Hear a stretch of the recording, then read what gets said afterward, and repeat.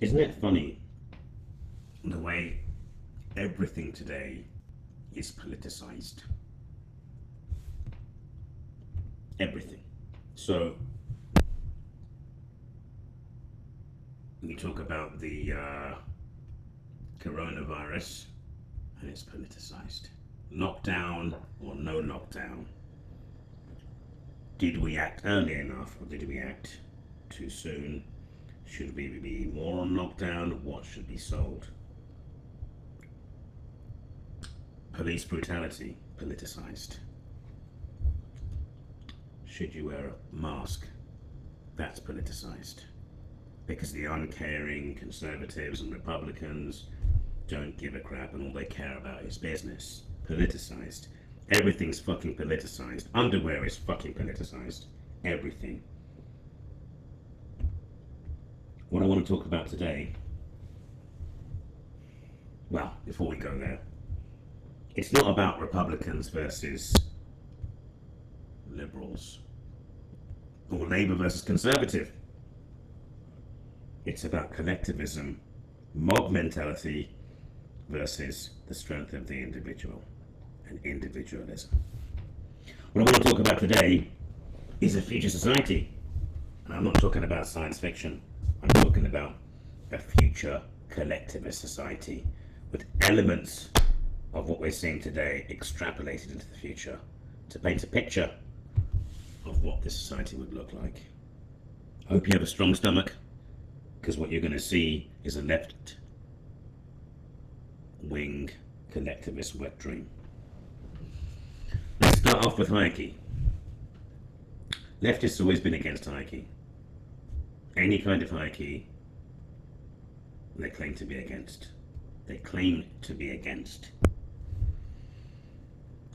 So even if the hierarchy is competency based or merit based, or someone has paid their dues and climbed due to their superior skill, doesn't matter.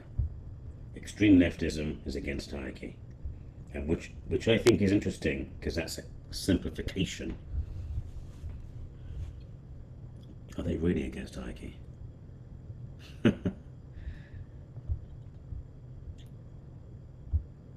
Dominance hierarchies are a way of life. Jordan Peterson talks about dominance hierarchies in various areas. I mean, there's dominance hierarchies, could be down to physical strength, could be down to brain power, could be down thermodynamics, knowledge of injection moldings, dominance hierarchy.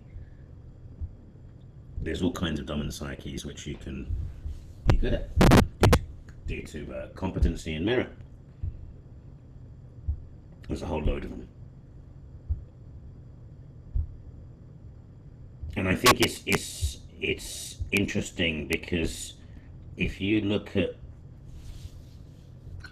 the CHAZ, or the Capitol Hill Autonomous Zone that occurred in Seattle, the one the very same mayor cited as the new summer of love, even though people were getting killed, literally killed and attacked, and things were getting smashed.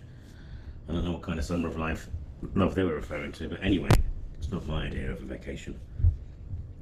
There was a new kind of hierarchy there, a new left-wing Marxist hierarchy where the order changed. So they're not against dominance hierarchies, they're whining about the dominance hierarchy here because they're at the bottom and they want to be at the top.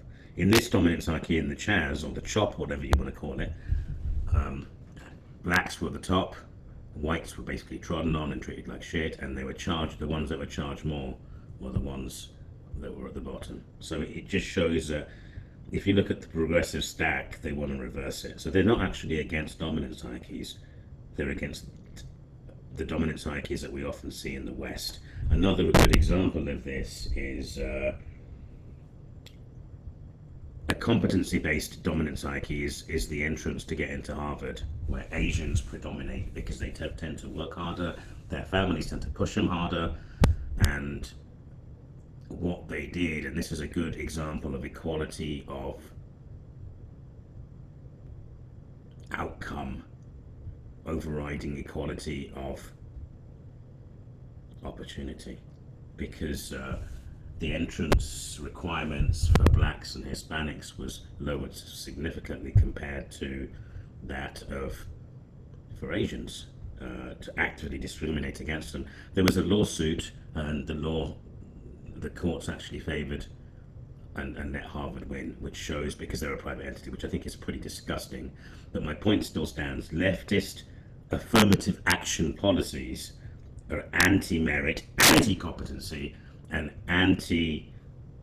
well, they claim to be anti-dominant psyches. The example I like there is because there's no whites involved. So when you use it as an example, you can't, the leftists can't usually throw their usual whining about this. Well, it's because of white patriarchy. It's nothing to do with that. It's insidious. It doesn't fit your agenda of your progressive stack and the dominant hierarchy the leftists want to impose. That's what it's really to do with. And you saw this at the Chaz, and you see this with certain African Americans in these riot zones where they're making white people kiss their feet and stuff. So it's not about equality at all. It's all about a new dominant psyche that's not to do with merit or competency. They want their new order. That's for sure.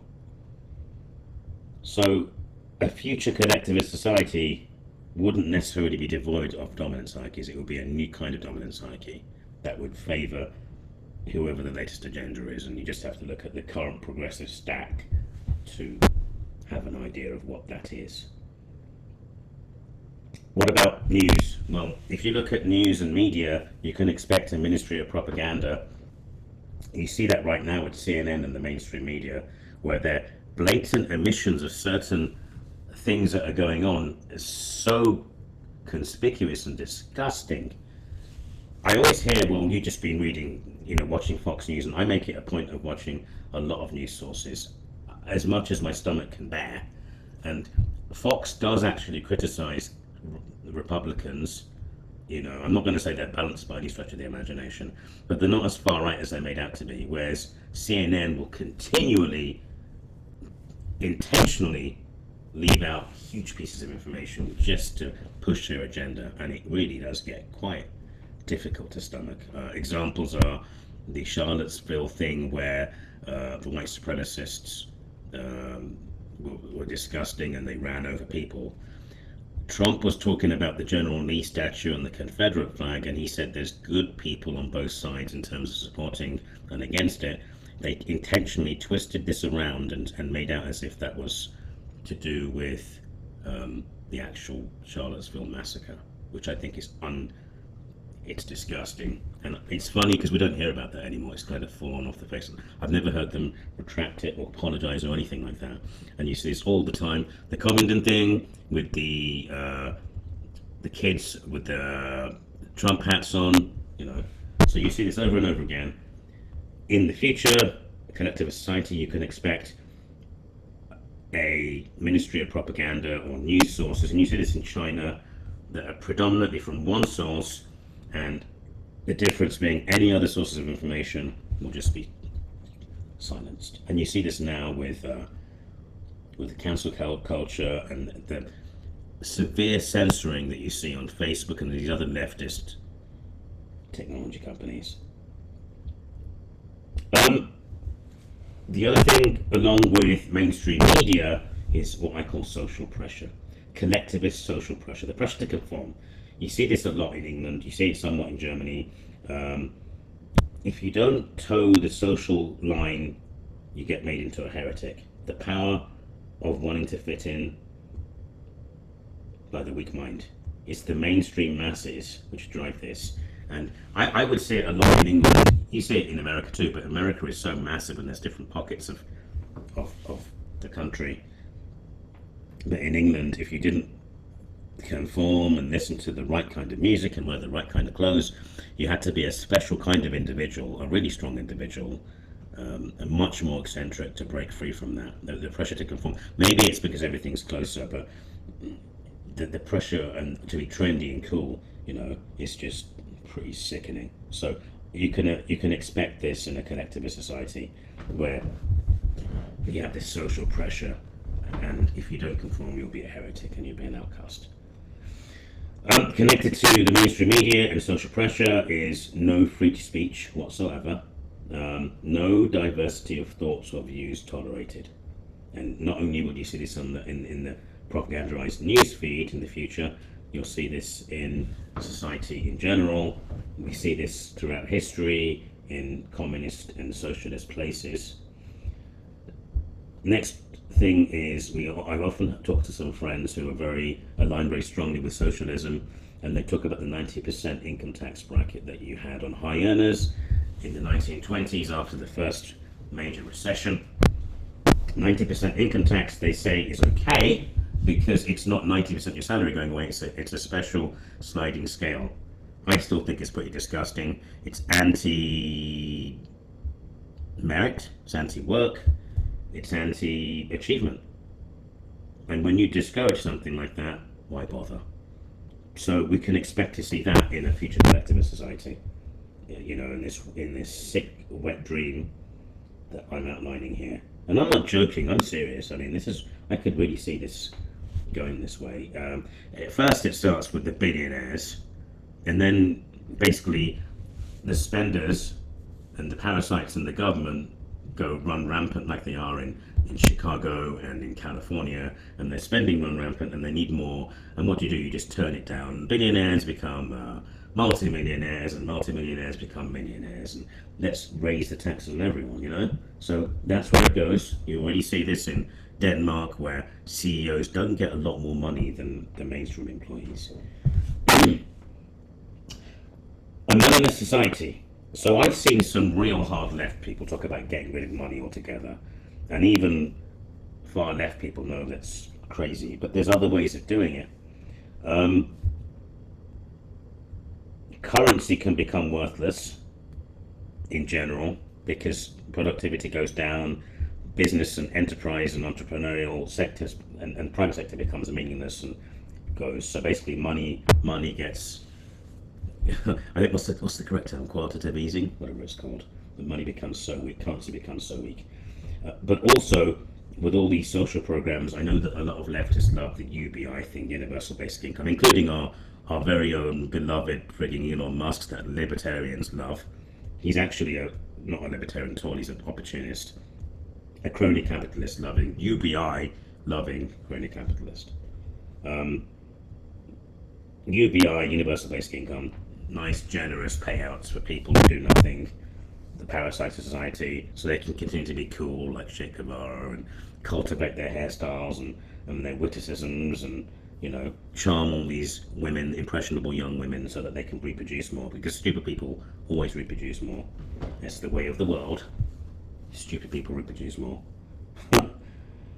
So you can expect in that way, where you have universal basic income, rampant spending, currency being worth nothing, money is pretty much meaningless. People become debt slaves. So I could see in this society short-termism and people getting heavily into debt just to buy lots of cool stuff and cars and whatever. And this is where we differ from traditional communist countries. I'd imagine this future collectivist society would have heavy debt, people become debt slaves. But if everyone has everything through debt, savings are penalized, because saving isn't good in this kind of society. Money is meaningless because of the currency failure. Money is pretty much worthless. Everyone's a debt slave. So yeah, moneyless to a fashion. Yeah. So train of thought there. From all this would lead a non-aspirational society, non-merit based, as we've outlined, a system that keeps people down. So a system that's aspirational and merit-based tries to pull people that want to work their way up the dominant hierarchies up. This system would be designed basically to push people down and keep them down. I think it was Churchill who said that socialism has the dubious benefits of sharing misery equally, or something along those lines.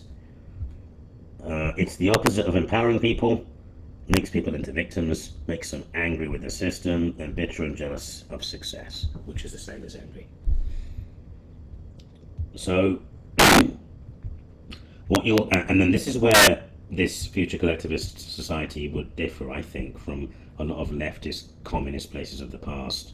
If you extrapolate, I can see, leading on from crony capitalism, government, big government, working very closely with huge corporations. You see it now, huge multinational corporations working with Washington, D.C. and crony capitalists. These people, these lobbyists getting paid, like, you wouldn't believe how much they get paid, close to millions.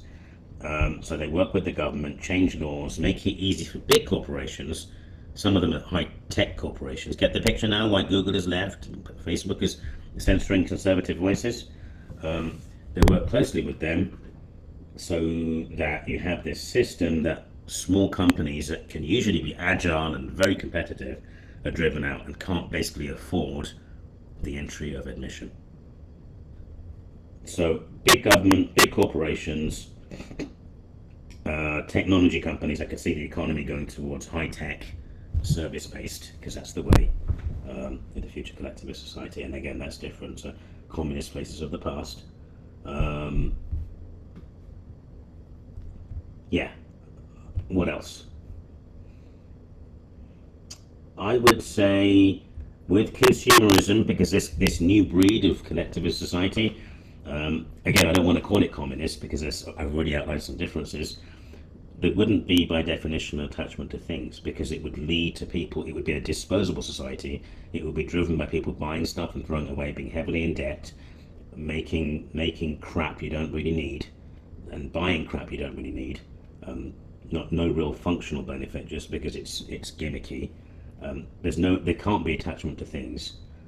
And then often I see the spin out of this is there's no loyalty to people. And this is to do with the destruction of the family unit, which I'll go into next. No attachment to things, consumerism, nihilism, because there isn't really any point to anything. You just buy stuff and you get excited for a little while, and then you move on to the next thing. And then the no loyalty to people I'll talk about in a second. This is connected to the destruction of the family unit. If you look at every single TV show and show now, everything is dystopian. Families are kind of destroyed, fathers are mocked, broken households are brilliant. I mean, I'm not saying broken homes are good, I mean, are terrible, but they're glorified now. You're a friggin' hero if you're a single mum, pretty much, I mean, get rid of the father, he's a fuckwit, remember that. So what you have is destruction of the family unit, no loyalty to people that are really kind of just vacuous, no integrity. When we talk about, the other thing, when you talk about houses, you see tiny houses now, and tiny houses is what I call poverty appropriation.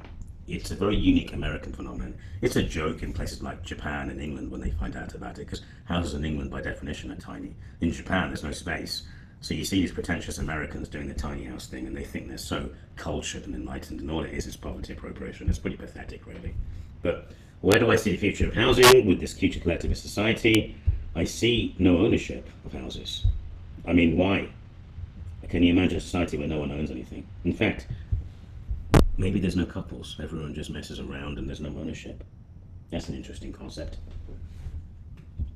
If you look at the most expensive liberal places like San Francisco and New York, it's already impossible to live there. Houses are so expensive, same as London. It's so bloody expensive. So you have leasing systems where you have to lease, or traditional houses are chopped up into little rooms, or a room with a kitchen.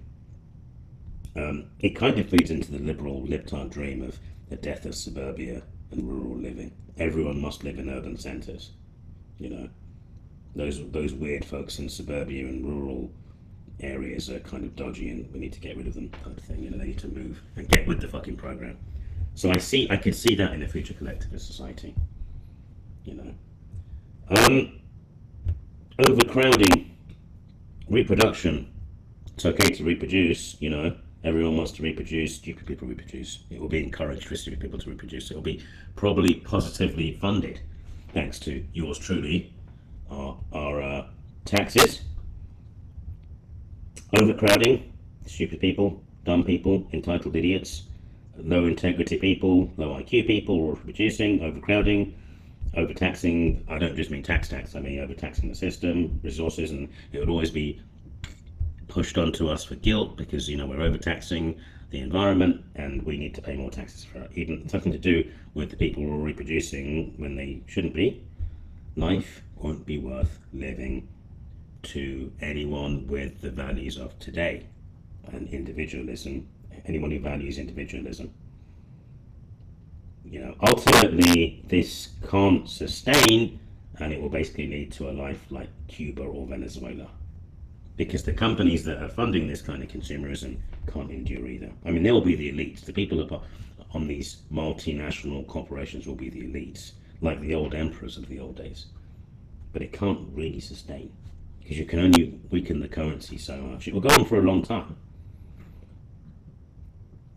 What else? What haven't I covered? We talked about the family unit being destroyed, relationships being destroyed. You already see normalization of pedophilia. So pedophilia now, I'm reading that some circles are saying that it should actually be labeled as a sexual preference. You know, it shouldn't be discriminated against. I mean, look at Hollywood's despicable actions and Pizzagate. Pedophilia, I could imagine the normalization of pedophilia, because that will be next, and then after that will come incest. I mean, incest is perfectly fine. It's you know, where do you stop? Incest, it's fine. Fuck your sister, fuck your mother. It's great, you know. It's woke. It's fucking cool, you know. I don't know how many of you have heard about the mouse utopia experiment. The mouse utopia experiment was done where mice were bred and they were intentionally overcrowded. Had to exist in overcrowded situations. Near the end of the experiment, some of them became gay, and then some of them became incest. So you can see it there as a function of overcrowding. So I could see that in the Future Collectivist Society. Morals and integrity are out the window. What else? What haven't we covered? Cap and trade, Green New Deal. Green New Deal, you know, you'd see more reasons to force tax from guilt because of the environment, from our overcrowding, but no, it's because of us, because we buy stuff, and you know, guilt-driven cap and trade systems to get ever more innovative ways to leech money off the individual, and all for the sacrifice for the big collectivist society. That's what it's all to do with. Cap and trade, new forms of innovative and restrictive taxes, carbon credits, you name it. I could see that quite clearly. It's kind of obvious when you go to Europe. You see everything in the name of the new religion, which is green. Everything must be green. And on this, there's the whole electric mass transit. Petrol, gasoline will be outlawed. If you look at Biden, he's already talked about outlawing gasoline. It's funny when he talks about this all in the name of the environment. Throwing stuff away, disposability, isn't considered bad. Throwing shit away, all tying into consumerism, making things and throwing things away. You think that's good for the environment? Use your fucking brain. Have you got one, old man? Oh, sorry, I forgot. You forgot. I forgot. We're all forgetting. Mass transit is the ultimate collectivist wet dream. Get rid of individualist cars. They are selfish. Electric mass transit is the way forward. Soulless, no ownership, no individuality. Mass transit is the ultimate wet collectivist dream. Always has been. That's why it always surprised me that Atlas Shrugged and Ayn Rand was, you know, the train thing. But she didn't know any better. She was in Russia, and obviously they were along that path. Rampant bureaucracy. With big government and big corporations, you have rampant bureaucracy. It's what humans do. Humans are political animals, and bureaucracy is what they do. So you could see rampant bureaucracy, just like Germany. And then, as I said, vilification of the family unit, no ownership. I could see no couples, polyamorous. Everyone's polyamorous. No cars, no personal transport. It will be mobility units. We're already seeing autonomous driving. Next, it will become collectivist mass transit units. No property, no nothing. It will basically be basically a kind of anti-materialistic nihilism. And this will conversely drive us towards a disposable consumerism even more. And again, disposable culture, try and weigh that against environmental concerns. The only problem is that it takes some intelligence, which our leftist overlords are usually very devoid of. And then you will see the most racist society. We already talked about dominant hierarchies. The most or the least racist society is always colorblind. You judge someone on their merits and who they are as a person, their integrity, courage in their hearts. You don't look at skin color. And now you're getting to a point where it's gone full circle, where a lot of these leftists are saying that is racist in itself, and that makes no sense. It's because they're racist. They see things in terms of color. They're favoring certain minorities that are top of the progressive stack. By definition, this doesn't make any sense because they're racist. They see things in color themselves, which means they're racist, these leftists. So I could see a new kind of racist society in this future collectivist society that favors certain minorities. What you're ending up with, and we're seeing this already, is tribalism. We're seeing a drive towards tribalism now. So I could see a drive towards tribalism. But have I scared you yet? This is the future that we're going towards. Make no mistake. Look, open your eyes, have a look around. And then finally, deletion of history. This completes the picture. I mean, we've seen this already. We see this in the Middle East. We see this in Venezuela. We see this everywhere. Communist places, China, deletion of history to rewrite. We see this in communist systems. We see it in Islamic places. And we see it starting here with destruction of statues. And that, I think, completes the picture of the collectivist, futuristic wet dream. Thank you for listening. Thank you very much. Stay strong, brothers. MGTOW rising.